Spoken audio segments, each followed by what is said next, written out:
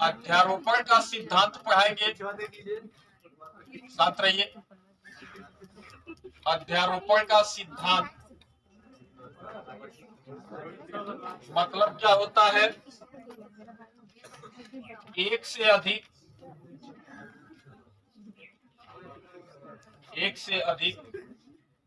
आवेशों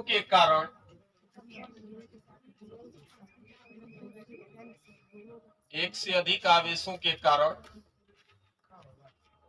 वैद्युत बल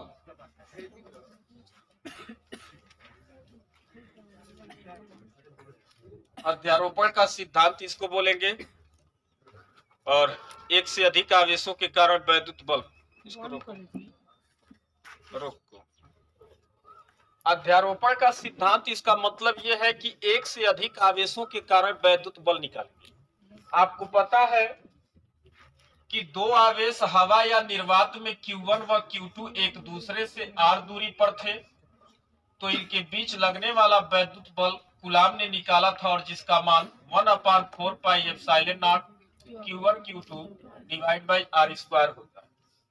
अगर यहां तो सिर्फ दो आवेश हैं और दो आवेशों से अधिक कई आवेश रहे और वैद्युत बल का मान पूछा जाए तो कैसे निकालेंगे, ठीक ना? तो एक से अधिक आवेशों के कारण जब वैद्युत बल निकालना होता है तो उसी को अध्यारोपण का सिद्धांत बोलते हैं।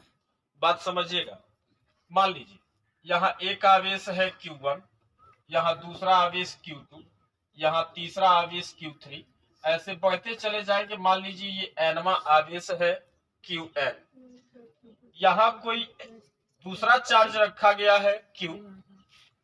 अगर थोड़े समय के लिए मान लीजिए कि ये ऐसा नहीं है कि ये केवल सब धनात्मक होंगे, इसमें कुछ धनात्मक ऋणात्मक कुछ भी हो सकता है, कोई जरूरी नहीं है कि सभी आवेश धनात्मक ही हो, मिला जुला होता है, कुछ आवेश धनात्मक होंगे कुछ ऋणात्मक होंगे, ठीक ना? हम थोड़े समय के लिए मान के चल रहे हैं कि ये सभी जो आवेश लिए हम धनात्मक लिए, लेकिन संभावनाएं केवल धनात्मक की नहीं है, ऋणात्मक आवेश भी हो सकता है। अभी हम थोड़े समय के लिए मान के चल रहे हैं कि सभी धन आवेश है, और यहाँ कोई आवेश है Q, ये भी पॉजिटिव है। ये सभी आवेश अगर धनात्मक हैं और ये वाला भी धनात्मक ही आवेश है, मान लीजिए ये बिंदु O है, ठीक? तो हमसे ये पूछा जाएगा कि O पर रखे गए आवेश Q पर सभी आवेशों के कारण लगने वाला वैद्युत बल ज्ञात कीजिए। मैं मान लेता हूं थोड़े समय के लिए कि Q1 से Q का डिस्टेंस R1 था, Q2 का distance R2, Q3 R3 distance पर, और इसी प्रकार nवां जो आवेश था वो Rn डिस्टेंस पर लगा हुआ था। सभी आवेशों का इस आवेश से क्या पता चल गया है? डिस्टेंस बोले तो दूरी पता चल गया है। सभी आवेशों का मान भी पता है, Q1 Q2 Q3, ठीक? और ये प्लस Q आवेश है, तो ध्यान से सुनिएगा, ये वाला प्लस इस वाले प्लस को प्रतिकर्षित करेगा तो वो इसी लाइन में इसको दूर भगाएगा। ये भी प्लस है तो ये वाला इस आवेश पर प्रतिकर्षण बल लगा कि ये भी इसको दूर भगाएगा, ये वाला भी प्रतिकर्षित करके दूर भगाएगा, Qn भी इसको प्रतिकर्षित करके दूर भगाएगा, यानी कि इस पर बहुत अधिक फोर्स लगेगा। जितने आवेश है सभी आवेशों के कारण यहाँ प्रतिकर्षण बल लगेगा। एक बात बता दें, बल एक सदिश राशि होती है और सदिश राशियों का साधारण बीजगणित योग नहीं करते हैं, सदिशों को हम हमेशा सदिश विधि से ही जोड़ते हैं, अर्थात उसका सदिश योग करते हैं। अभी मान लीजिए कि ये जो Q1 आवेश था ये Q पर F1 फोर्स लगाया है, और Q2 जो आवेश था वो मान के चलिए कि ये F2 फोर्स लगाया है, इसी प्रकार Q3 है वो F3 फोर्स लगाया है, मैं मान के चल रहा हूं, और ये nवा वाला आवेश इस पर Fn फोर्स लगा रहा है। यानी कि आप देख रहे हैं तो एक ही पॉइंट पर सभी बल लगे हुए हैं और अलग अलग दिशाओं में लगे हुए हैं, तो हम इनका साधारण बीजगणित योग नहीं करते हैं, हम इन सभी सदिशों को सदिश विधि से जोड़ेंगे। कैसे जोड़ेंगे वो हम तरीका आपको बताएंगे।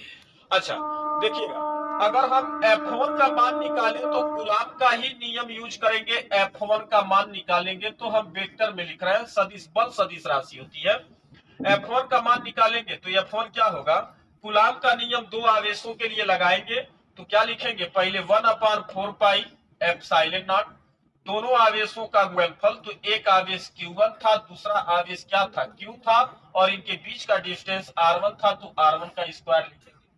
इसी प्रकार जब आप F2 निकालेंगे तो लिखेंगे 1/4 पाई एप्सिलॉन नॉट, तो ये पता है आपको नियतांक होता है।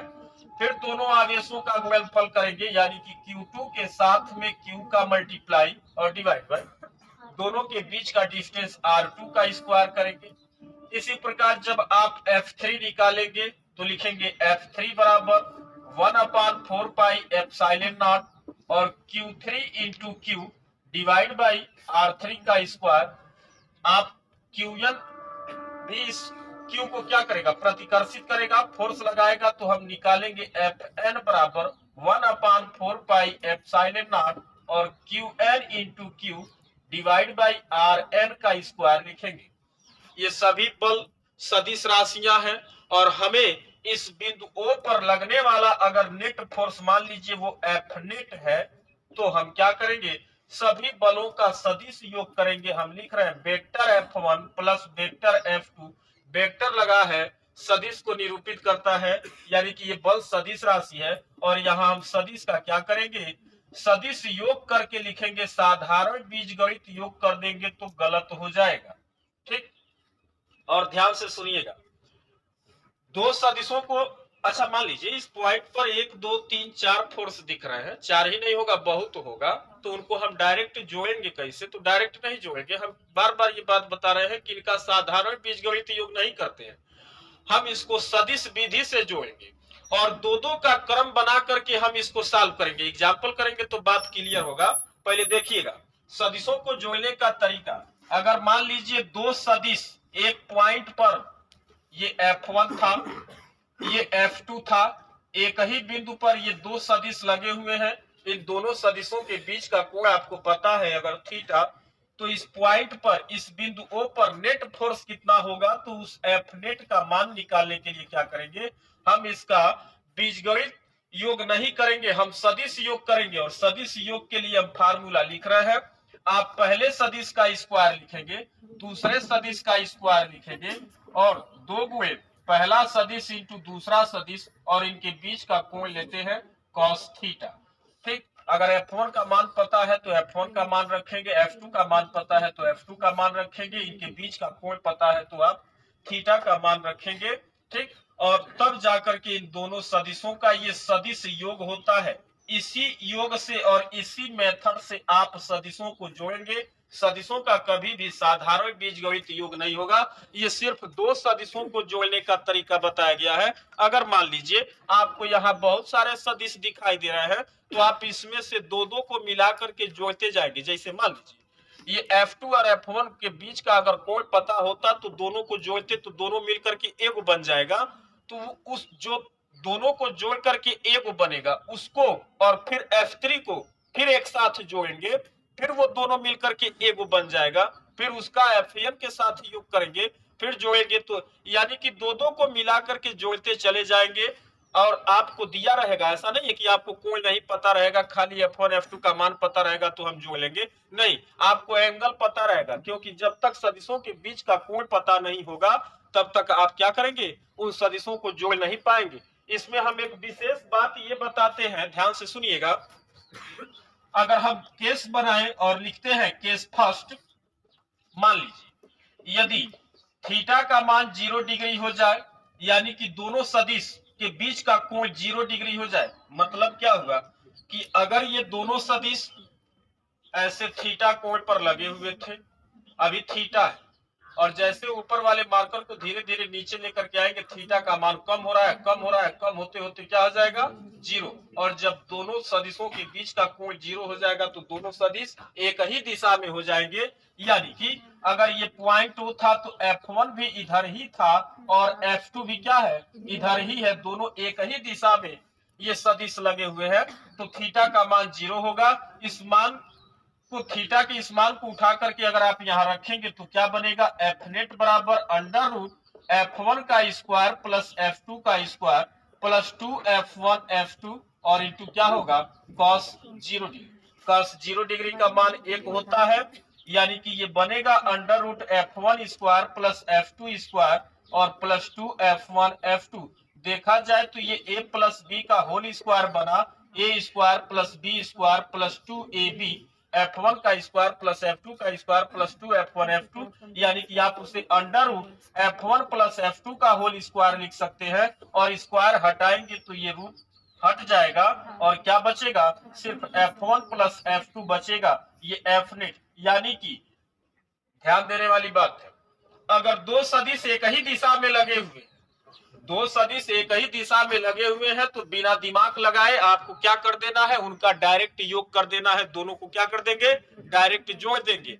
लेकिन शर्त क्या है कि जब दोनों सदिश एक ही दिशा में लगे हों तब। अगर ये दोनों सदिश एक दूसरे की क्या हो जाए, विपरीत हो जाए, जब विपरीत हो जाएगा तो F1 इधर और F2 पलट करके इधर आ जाएगा। यानी कि अगर ये दोनों F1 और F2 ऐसे थे, अभी इनके बीच का कोण थीटा था, जैसे जैसे ऊपर वाले मार्कर को घुमाएंगे, यहां लेके आएंगे तो लग रहा है कि ये 90 डिग्री हो गया और फिर दोबारा घुमा देंगे तो ये 90 प्लस 90 मिलकर के कितना 180, यानी कि दोनों सदिशों के बीच का कोण 180।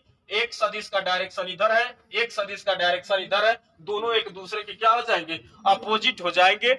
जब ये दोनों एक दूसरे के अपोजिट हो जाएंगे तो हम यही, जगह नहीं है हम यही लिखते हैं, ध्यान से देखिएगा कि सेकंड में हम लिखेंगे इस बात को। यदि थीटा का मान क्या हो जाए, 180 डिग्री हो जाए, थीटा बराबर 180 डिग्री, जब यहाँ थीटा का मान 180 रखेंगे तो cos 180 डिग्री का मान -1 हो जाता है और जब यहाँ आप -1 रखेंगे तब ये क्या बनेगा, बनेगा F नेट बराबर अंडर रूट F1 का स्क्वायर प्लस F2 स्क्वायर और प्लस 2F1 F2 और जो -1 का आप 2F1 F2 के साथ मल्टीप्लाई करेंगे तो ये -2F1 F2 हो जाएगा। यानी कि आप इसे क्या लिखेंगे, a का स्क्वायर प्लस b का स्क्वायर -2ab होगा और ये a माइनस b का क्या बनता है, होल स्क्वायर। यानी कि हम इसे लिख सकते हैं F नेट बराबर under root F1 minus F2 का होल स्क्वायर और स्क्वायर रूट को हटाएगा तो F1 माइनस F2 आएगा, मतलब फाइनली F नेट निकल करके F1 माइनस F2 आएगा। मतलब क्या हुआ कि अगर दो सदिश एक दूसरे से अपोजिट डायरेक्शन में विपरीत दिशा में लगे हुए हैं तो आप हमेशा एक सदिश से दूसरे सदिश को घटाइएगा, लेकिन घटाते वक्त एक बात ध्यान रखिएगा, आप हमेशा बड़े वाले सदिश में से छोटे वाले सदिश को घटा दीजिएगा। हम इसका इतना लंबा चौड़ा फार्मूला लगा करके हम इनका मान नहीं निकालेंगे, इसलिए दोनों आप ट्रिक बना लीजिएगा कि जब दो सदिश एक ही दिशा में लगे होंगे तो हमको बेहिचक दोनों को क्या कर देना है, जोड़ देना है।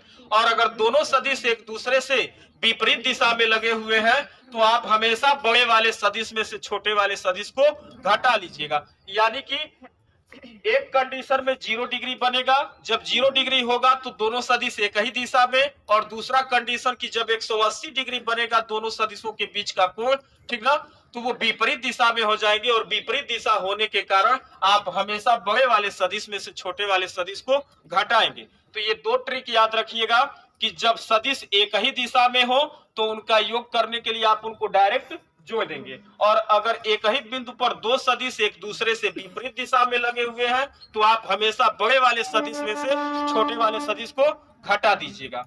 बात क्लियर हुआ। अगर इन दोनों कंडीशन के अलावा कोई तीसरा कंडीशन आता है तब आप पूरा फार्मूला यूज करेंगे सदिश योग करने के लिए। अगर मान लीजिए यहाँ 30 डिग्री दे देता है तब आपको पूरा फार्मूला यूज करना पड़ेगा। यहाँ F1 का मान दिया है, यहाँ F2 का मान दिया है और इनके बीच का कोण 30 डिग्री दिया है, तो उसके लिए कोई ट्रिक नहीं है। तब आप इसी फार्मूले का यूज करके और इन सदिशों को जोड़ करके क्या करेंगे, इसका मान निकालेंगे। हम पढ़ाए क्या, ध्यान से सुनिएगा। अध्यारोपण का सिद्धांत, अध्यारोपण का सिद्धांत का मतलब यह हुआ कि दो या दो से अधिक आवेशों के कारण किसी आवेश पर लगने वाले वैद्युत बल का मान ज्ञात करना। जैसे हम दिखाए कि यहाँ स्पेस में, इस स्पेस में मान लीजिए बहुत सारे आवेश हैं, एक Q1 है, Q2 है, Q3 है, Qn है। यहाँ बिंदु O पर एक प्लस Q आवेश रखा गया है। हम दोनों संभावनाएं आपको बताए कि ये सभी पॉजिटिव हो सकते हैं, सभी निगेटिव भी हो सकते हैं, और कुछ पॉजिटिव हो सकता है तो कुछ निगेटिव, यानी कि मिला जुला हो सकता है। कोई कंडीशन नहीं है कि सब धन आवेश ही होगा। तो इस स्पेस में ये इतने आवेश रखे गए थे और ये बिंदुओं पर Q आवेश रखा गया था। सभी आवेशों का इनसे डिस्टेंस पता था। पहला वाला Q1 से R दूरी पर था, Q2 से R2 और Q3 से R3 और Qn से Rn डिस्टेंस पर था। ये सब प्रतिकर्षित करेंगे, यानी कि ये वाला प्रतिकर्षित करके इसको अपनी ही लाइन में दूर भगाएगा, ये वाला प्रतिकर्षित करके इसको अपने लाइन में दूर भगाएगा, ये वाला प्रतिकर्षित करके इसको अपने लाइन में दूर भगाएगा, क्योंकि सब पॉजिटिव आवेश थे। ठीक, अच्छा देखिएगा, जब दूर भगाएगा तो ये वाला आवेश इसको दूर भगाएगा, तो F1 का डायरेक्शन इधर है। अगर सपोज करिए कि ये माइनस होता, तब ये माइनस वाला इसको क्या करता, अपनी ओर खींचता, तब इस बल का डायरेक्शन नीचे ना होकर के किधर हो जाएगा, ऊपर हो जाएगा। सारी बात समझ में? तो ये देखेंगे, आप देखेंगे क्वेश्चन में कि चार्ज कैसा है। अगर प्लस है तो वो उसको दूर भगाएगा, बल का डायरेक्शन दूर की ओर होगा। अगर निगेटिव आवेश है तो इसको अपनी ओर खींचेगा, तब बल का डायरेक्शन उसकी ओर बनाएंगे। और सभी बलों का मान निकालने के लिए आप कूलाम के नियम का उपयोग करेंगे, क्योंकि दो आवेशों के बीच लगने वाले वैद्युत बल का मान ज्ञात करने के लिए कूलाम ने अपना नियम दिया था, जिसमें 1/4 पाई एप्सिलॉन नॉट क्या होता है, नियतांक होता है। और Q1 Q2 वह दोनों आवेश है जिसके बीच में वैद्युत बल निकालना था, और R दोनों आवेशों के बीच की क्या थी, दूरी थी। इसी फार्मूले का यूज करके पहले हम इन दोनों के बीच का फोर्स F1 निकालेंगे, फिर इन दोनों के बीच का फोर्स F2 निकाले, फिर इनके बीच का फोर्स Fn निकाले। और ये बल सदिश है, तो सदिश को साधारण बीजगणित की तरह नहीं जोड़ेंगे, सदिश को सदिश की तरह जोड़ेंगे। इसलिए वेक्टर लगा करके हम वेक्टर योग करेंगे, सदिश योग। और सदिश योग करने के लिए हम तरीका आपको यहाँ बताए कि अगर दो सदिश एक दूसरे से थीटा कोण पर लगे हुए हैं, तो उनके बीच का नेट फोर्स यानी कि नेट मान निकालने के लिए इन दोनों सदिशों को जोड़ने के लिए इस फार्मूले का यूज करेंगे। इसमें भी हम केस बताए आपको कि अगर दोनों सदिश एक दूसरे से 0 डिग्री पर है, यानी कि दोनों सदिश एक ही दिशा में काम कर रहे हैं, तो इसका फाइनली रिजल्ट ये निकल के आया है कि आप दोनों सदिशों को क्या करेंगे, डायरेक्टली जोड़ देंगे। अगर दोनों सदिश एक दूसरे से विपरीत हो जाएंगे, इनके बीच का एंगल 180 डिग्री हो जाएगा, तब आप देख रहे हैं एक सदिश में से दूसरे सदिश को घटाया गया है। तो आप ऐसे ना घटाइएगा, आप हमेशा बड़े वाले सदिश में से छोटे वाले सदिश को घटाएंगे। आ रही बात समझ में? और इसके अलावा इनके बीच का कोई कोण अगर 0 डिग्री और 180 डिग्री के अलावा कोई अलग से कोण बन रहा है, तो आप ये पूरा प्रोसेस लगा करके मान निकालेंगे। लेकिन अगर आप नोटिस करेंगे, देखेंगे, कहीं कहीं आपको दिखाई देगा कि दोनों सदिश एक ही दिशा में है, तो बेहिचक डायरेक्ट आपको जोड़ देना है। और दोनों सदिश अगर एक दूसरे से अपोजिट है, विपरीत दिशा में है, तो सदैव मरते दम तक भूलिएगा नहीं। अगर भूल जाएंगे तो अभी इस चैप्टर में बहुत सारे न्यूमेरिकल सॉल्व करने हैं, न्यूमेरिकल सॉल्व नहीं हो पाएगा। इस फार्मूले का ही आप यूज करेंगे। अगर सदिश मेथड नहीं लगाएंगे और डायरेक्ट भूल भटक के जोड़ देंगे तो आपका सोल्यूशन गलत हो जाएगा। तो ध्यान दीजिएगा, इसको भूलना नहीं है और आपको देखना है और देखते रहना है। और सुनिए, अगर दोनों सदिश एक दूसरे के विपरीत दिशा है, तो याद रखिएगा हमेशा बड़े वाले सदिश में से छोटे वाले सदिश को घटाएंगे। ये दो ट्रिक आप लगाएंगे तो आपका समय बचेगा, नहीं तो इतना लंबा प्रोसेस करेंगे, समय बर्बाद होगा। ठीक, अगर 0 और 180 के अलावा कोई अलग एंगल बन रहा है, तो आप इसी फार्मूले का यूज करेंगे। एक वर्ग के शीर्ष पर नहीं देखोगी क्या सब? 4 आवेश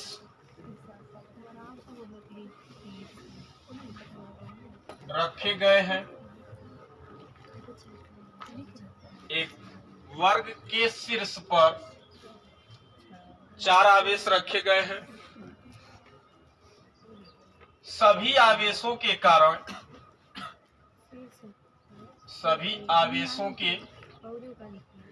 कारण किसी एक आवेश पर किसी एक आवेश पर लगने वाले वैद्युत बल का मान ज्ञात कीजिए। ये सवाल है, देखिएगा इसका सलूशन देखिए, ध्यान से बोर्ड पे देखिएगा। एक वर्ग है, इस पर 4 आवेश रखे गए हैं इसके शीर्ष पर, मान लीजिए। अभी हम थोड़ा छोटा एग्जांपल लेके चलते हैं। ये सब पर प्लस क्यू आवेश है, सभी पर प्लस क्यू आवेश रखे गए हैं। ये शीर्ष ए है, ये बी है, ये सी है और ये डी है। किसी एक आवेश पर सभी आवेशों के कारण किसी एक आवेश पर लगने वाले बल का मान ज्ञात करना है। वर्ग है, इसके प्रत्येक भुजा की लंबाई मान के चलते हैं स्मॉल ए। अगर ये वाला लेंथ ए है तो ये वाला लेंथ भी क्या होगा, ए होगा, क्योंकि वर्ग है और वर्ग की सभी भुजाएं या चारों भुजाएं आपस में बराबर रहती है। ए बी सी डी एक वर्ग था। इस वर्ग के प्रत्येक शीर्ष पर समान प्रकार के 4 आवेश धनात्मक हैं, चारों धनात्मक आवेश रखे गए हैं और सभी आवेशों के कारण किसी एक आवेश पर लगने वाले वैद्युत बल का मान ज्ञात करना है। फिगर बनाए हैं, ध्यान से देखिएगा। मान लीजिए कि हम डी पर जो आवेश है प्लस क्यू, आप कहीं भी निकाल सकते हैं, कोई जरूरी नहीं है, यहाँ कोई नामकरण नहीं किया गया कि आप इसी शीर्ष पर निकालिए। यहाँ क्वेश्चन में आप स्वतंत्र है, किसी भी शीर्ष पर निकाल सकते हैं। हम थोड़े समय के लिए मान के चलते हैं कि डी पर जो आवेश प्लस क्यू रखा गया है, इस पर लगने वाले वैद्युत बल का मान ज्ञात करेंगे। क्या यहाँ सिर्फ 2 आवेश दिख रहे हैं? नहीं, यहाँ 2 से अधिक आवेश दिख रहे हैं, यहाँ 4 आवेश हैं। अध्यारोपण का सिद्धांत लगेगा। तरीका देखिएगा पहले इसको सॉल्व करने का। ये वाला प्लस क्यू चार्ज है, ये भी प्लस क्यू है। ये वाला प्लस क्यू इसको क्या करेगा, प्रतिकर्षित करेगा, दूर भगाएगा। यानी कि इस पर फोर्स लगेगा तो वो फोर्स इस डायरेक्शन में लगेगा, दूर भगा रहा है। ये वाला चार्ज भी इसको प्लस है तो ये वाला भी प्लस है, इसको प्रतिकर्षित करेगा, ये वाला इसको दूर भगाएगा, ये भी फोर्स लगाएगा। और तीसरा वाला आवेश भी इस पर फोर्स लगाएगा, ये भी प्लस था, ये भी प्लस था, ये भी इसको क्या करेगा, दूर भगाएगा, दूर भगाएगा। हम एक ही पॉइंट पर देख रहे हैं कि 3 दिशाओं में बल लग रहे हैं। पहले तो हम सभी बलों का मान निकालेंगे और बलों का मान निकालने के बाद हम सबका सदिश योग करेंगे। मैं मान लेता हूं, थोड़े समय के लिए मैं मान लेता हूं कि ये वाला प्लस क्यू इस प्लस क्यू को F1 फोर्स से प्रतिकर्षित कर रहा था, F1 बल लगा करके इसको दूर भगा रहा था। ये वाला आवेश प्लस क्यू इसको F2 फोर्स लगा करके दूर भगा रहा था और ये वाला प्लस क्यू आवेश इसको F3 फोर्स लगा करके दूर भगा रहा था। पहले तो हम F1 का मान निकाल सकते हैं कूलाम के नियम से। तो लिखे हम F1 बराबर, कूलाम का नियम होता है, पहले कूलाम का नियम ही लिख लेते हैं। अगर 2 आवेश Q1 व Q2 एक दूसरे से कितनी दूरी पर, r दूरी पर रहते हैं, तो इनके बीच लगने वाला force 1/4 pi epsilon not Q1 Q2 divide by r square होता है। सेम कंडीशन यहाँ भी, दोनों आवेश हमको पता है, इनके बीच का डिस्टेंस भी पता है, a के बराबर है, तो इनके बीच लगने वाले बल का मान निकालेंगे। तो लिखेंगे F1 बराबर 1/4 पाई एप्सिलॉन नॉट, Q1 बोले तो Q, Q2 बोले तो भी Q, और डिवाइड बाई इनके बीच का डिस्टेंस स्मॉल a था तो a का स्क्वायर। F1 का मान निकाल लिया। अब हम क्या करेंगे, F2 का मान निकालेंगे। तो F2 बराबर 1/4 पाई एप्सिलॉन नॉट, ये दोनों आवेशों का गुणनफल करेंगे, Q1 की जगह Q, Q2 की जगह Q, डिवाइड बाई दोनों के बीच का डिस्टेंस a के बराबर है तो a का स्क्वायर। F2 भी निकाल लिया। इसके बाद हम F3 निकालेंगे। तो 1/4 पाई एप्सिलॉन नॉट, ये वाला आवेश Q है, ये वाला आवेश Q है तो Q इंटू Q होगा, और डिवाइड बाई। इनके बीच का डिस्टेंस हम निकाल सकते हैं। ये एक समकोण त्रिभुज बनेगा। समकोण त्रिभुज में आप देखिएगा तो ये आधार का लेंथ ए है, लंब का लेंथ भी ए है, तो आप कोण की वैल्यू निकालेंगे तो अंडर रूट ए स्क्वायर प्लस ए स्क्वायर पाइथागोरस प्रमेय लगाएंगे तो इस लेंथ की लंबाई कितनी निकल के आएगी, वो ए रूट 2 निकल के आएगी। जब आप इस डिस्टेंस का स्क्वायर करेंगे, क्योंकि फार्मूले में होता है आर का स्क्वायर और ये दोनों आवेशों के बीच का डिस्टेंस ए रूट 2 था, जब आप इसका स्क्वायर करेंगे तो रूट 2 का स्क्वायर करेंगे तो 2 हो जाएगा और ए का स्क्वायर करेंगे तो ए स्क्वायर हो जाएगा, 2a स्क्वायर हो। यानी कि F1, F2, F3 हम तीनों का अलग अलग मान निकाल दिए। अब हम इनको कभी भी डायरेक्ट सीधा सीधा नहीं जोड़ सकते हैं, क्योंकि बल है और यह सदिश राशि है और सदिश राशियों को हमेशा सदिश विधि से ही जोड़ते हैं। तो ध्यान से देखिएगा, हम इस फिगर को अलग से बनाते हैं। इस पॉइंट पर फोर्स लग रहा था F2, इस वाले पॉइंट पर फोर्स ऊपर की ओर लगा है F1 और यहां बीच में लगा था फोर्स F3। ये तीनों फोर्स लगे हुए। आपको पता है कि वर्ग के प्रत्येक कोने पर 90 डिग्री का एंगल बनता है, सब जगह 90 डिग्री का एंगल बनता है।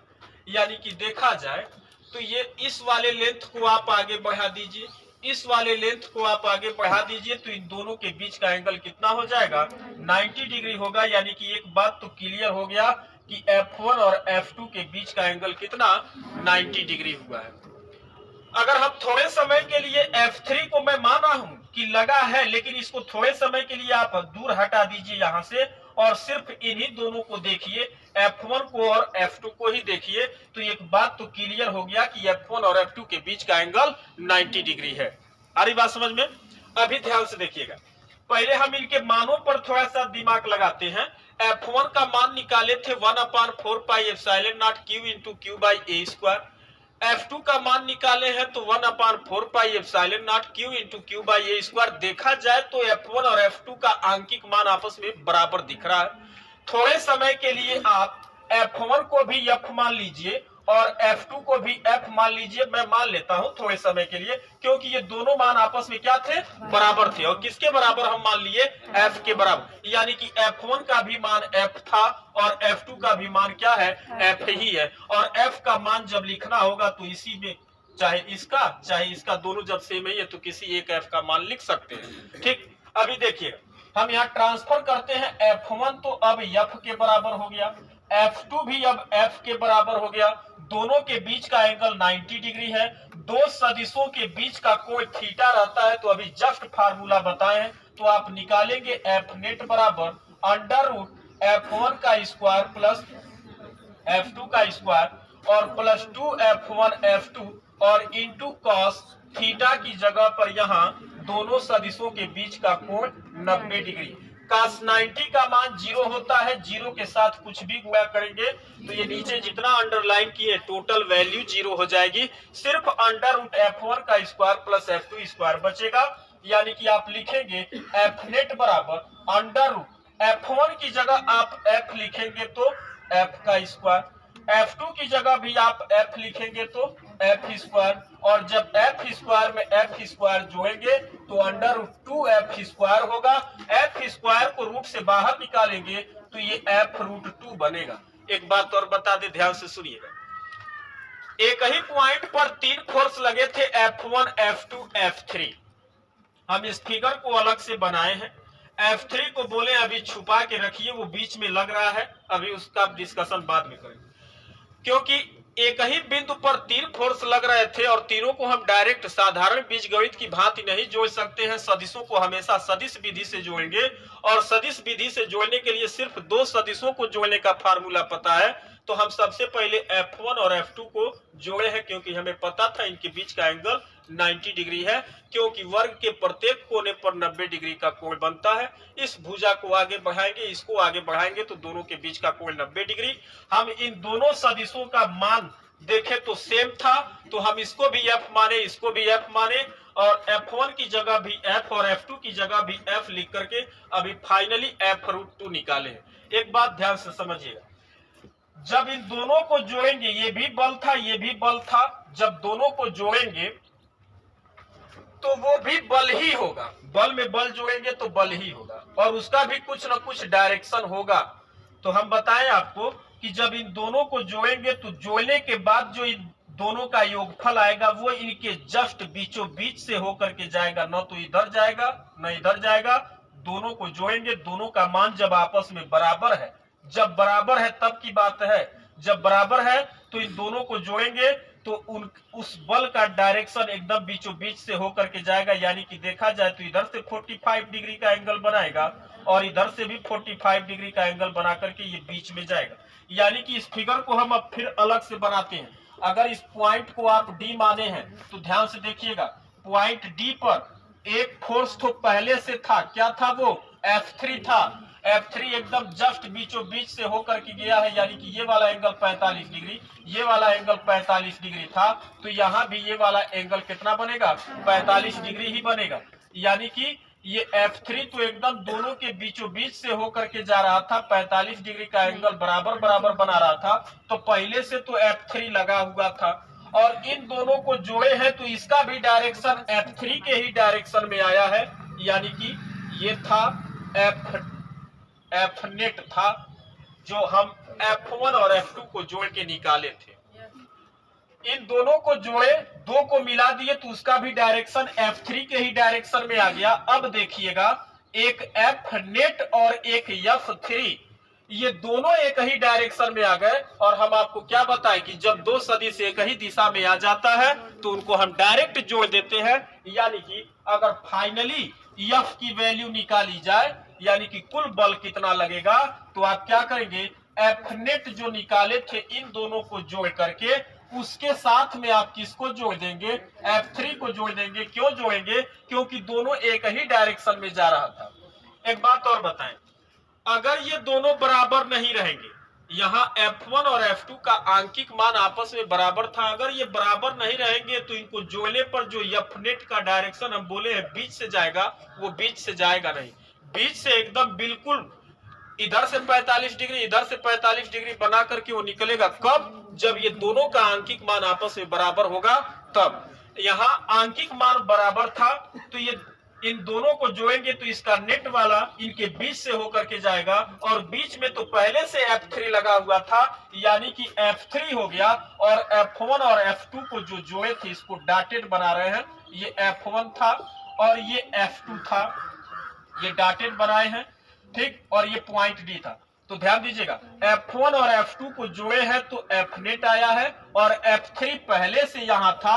अब देखा जाए तो F3 और F नेट दोनों एक डायरेक्शन में, और हम अभी आपको बताए तुरंत कि जब दो सदिश एक ही दिशा में रहता है तो उनका डायरेक्ट बीजगणित योग कर देते हैं, साधारण तरीके से उनको डायरेक्ट जोड़ देते हैं। लेकिन शर्त क्या है कि दोनों सदिश एक ही दिशा में होने चाहिए। यानी कि यहाँ देखने पर पता चल रहा है कि F3 और इन दोनों को जोड़ करके जो बनाए F नेट, ये दोनों एक डायरेक्शन में है, तो फाइनली रिजल्ट निकल के आएगा क्या? हम इन दोनों को डायरेक्ट जोड़ेंगे, F नेट को और F3 को। तो ध्यान से देखिएगा, लिखे हैं F का मान, F बराबर F नेट का मान निकाले थे, अभी आया था F√2, और F3 का मान हमको पता है, यहाँ पहले ही निकाल के रखे, इन सब का मान रखते हैं। तो लिखेंगे F बराबर, यहाँ देखिएगा F की वैल्यू निकाले हैं तो कितना निकल के आया? 1/4 पाई एप्सिलॉन नॉट और Q इंटू Q मिल के Q स्क्वायर डिवाइड बाई इनके बीच का डिस्टेंस A स्क्वायर था, प्लस F3 का मान हम निकाले थे 1/4 पाई। एक मिनट, F का मान तो हम रख दिए, साथ में √2 था तो इस √2 का मल्टीप्लाई कर दिए, और प्लस अब F3 का मान रखेंगे 1/4 pi epsilon not Q into Q मिल के Q square divide by 2A square होगा। जो कॉमन मिलेगा उसे बाहर निकालते हैं। 1/4 पाई एप्सिलॉन नॉट दोनों में था, Q स्क्वायर दोनों में था, नीचे A स्क्वायर भी दोनों में था, तो Q square by A square बाहर निकल गया। यहाँ ऊपर √2 बचेगा और प्लस यहाँ 1/2 बचेगा। क्रॉस मल्टीप्लाई कर देंगे, 1/4 pi epsilon not Q square by A square, और 2 का रूट 2 के साथ मल्टीप्लाई करेंगे तो 2 रूट 2 प्लस 1 और डिवाइड बाई क्या होगा 2। ये फाइनली एफ निकल के आया, यानी कि इस बिंदु पर जो इस पॉइंट डी पर जो प्लस क्यू आवेश रखा गया है, ये सभी आवेश मिल करके जो इसको धक्का दे करके दूर भगा रहे थे, वो कितना फोर्स था टोटल, या कुल फोर्स कितना था, तो वो 1/4 pi epsilon not Q square by A square bracket में 2 रूट 2 प्लस 1 डिवाइड बाई 2, इतना फोर्स लगा करके ये सभी मिल करके इतना ही फोर्स लगाए हैं, और इसी फोर्स से इसको क्या कर रहे थे, दूर भगा रहे थे। ठीक, किसी कोई डाउट?